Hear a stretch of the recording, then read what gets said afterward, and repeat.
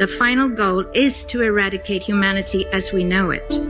Once you understand the final destination, it becomes much easier to look back and identify the psychological conditioning, the biological tampering, the cultural grooming, and the educational prepping that we have been subjected to for decades in preparation to making us accept a post-human future. It takes a lot of physical and psychological abuse to get an intelligent species like ours to agree to its own extinction. Most, if not all, that has transcended in the last 60 years was designed to get us closer to accepting such a dystopian reality.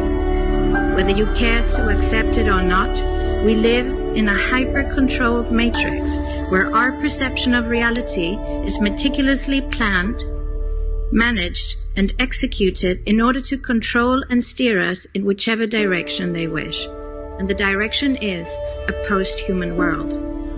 For this, they first needed to destabilize, dehumanize, and demoralize humanity through every means possible.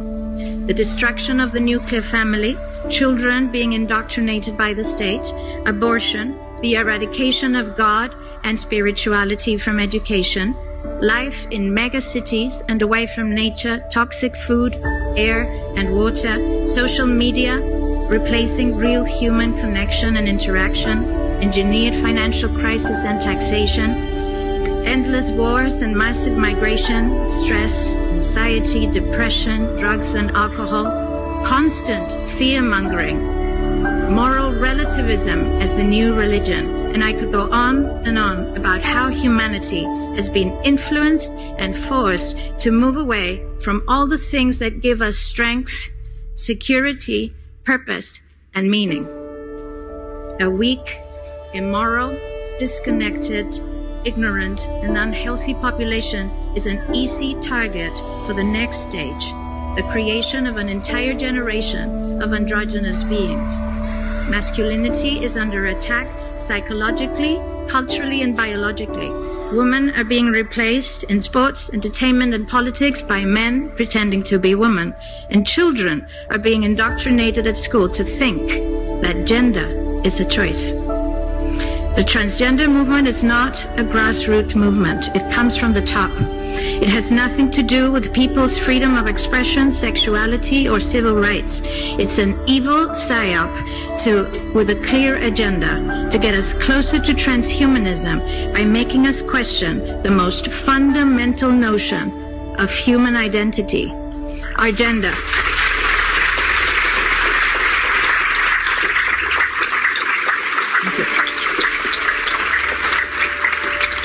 If you don't know who you are, if you already identify as a hybrid between a man and a woman, you will be easily convinced to become a hybrid between human and machine. Gender ideology is the 2 + 2 = 5 from George Orwell's 1984 dystopian novel. It's the final test to see whether we will follow the most absurd party line towards our own extinction. But 2 + 2 = 4. And no matter how you choose to dress, call yourself, or change your physique, will not change that. The sad reality, though, is that in the gaslighting process to get us closer to a post-human future, they have mentally and physically harmed an increasing number of children and young people, and it's only getting worse. This must be stopped.